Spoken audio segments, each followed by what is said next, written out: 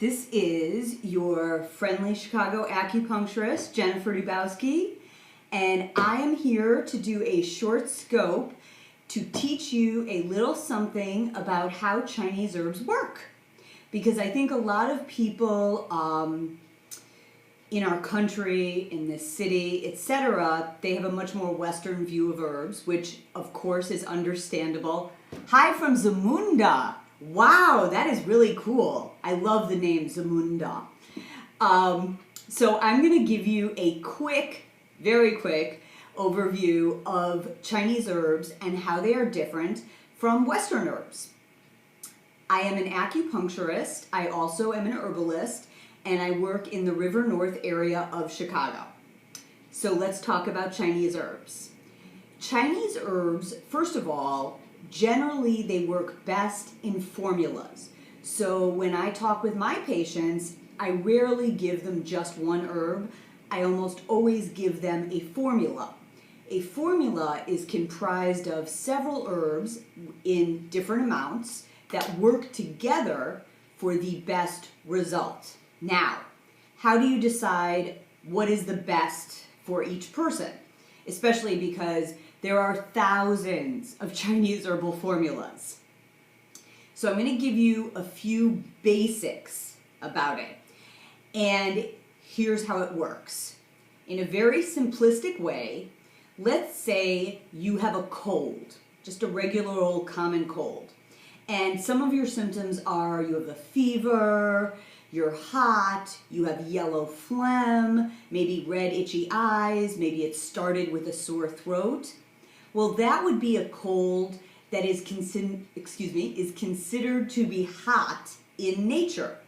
Therefore, the formula that you would take would probably contain a lot of herbs that are of a cooling nature.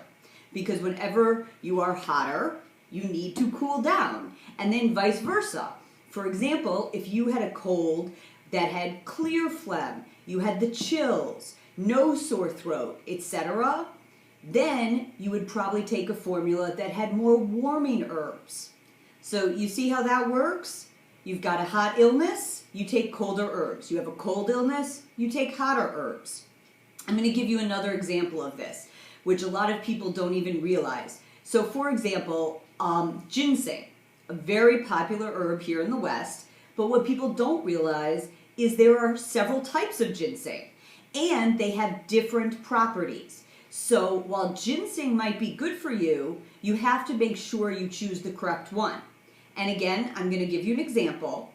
So Chinese ginseng is a very, very hot ginseng. So if you already are somebody who is hot in nature, examples of this would be somebody who tends just to be hot, maybe you have skin rashes, maybe you're more irritable, etc. Taking something that is very hot in nature, it's going to make you hotter and not in the, ooh, I look good way, and it will make your symptoms worse. Now, let's take something like American ginseng. American ginseng is actually very cold in nature. So on the same premise, if you're a very hot person, for example, American ginseng can be helpful with things like menopause, which often involves heat because it helps cool you down. And if you were a cold person and you took a lot of American ginseng, that would make you worse. So one of the basic premises in Chinese herbal medicine is that you are taking things to help counteract whatever the problem is. Also, as I said before, another way it really differs from Western herbal medicine is the fact that it's rarely just one herb. A lot of Western herbs, you just take one herb and that's it. Very, very rare in China. As a matter of fact, one of my professors, when I was just starting to learn herbs, I asked him that question. Why can't we just take one herb? And he looked at me and he was like, because that is for kindergartners. So, okay then. I now know that I will use herbs as a total formula. So that is a very brief overview of how Chinese herbs work. Now, of course, there's a lot more to it. I'm going to give you a couple other quick examples and then I've got to go because I have another patient coming. But just as I discussed hot and cold a few minutes ago, another way to look at it is it an herb that generates fluid or is it an herb that dries you up? So again, let's say you're very phlegmy, you have a bad cough, etc. Then you may need herbs that are more drying in nature. But if you have a dry cough, if it's constantly scratchy, then you're going to need herbs that generate more fluids.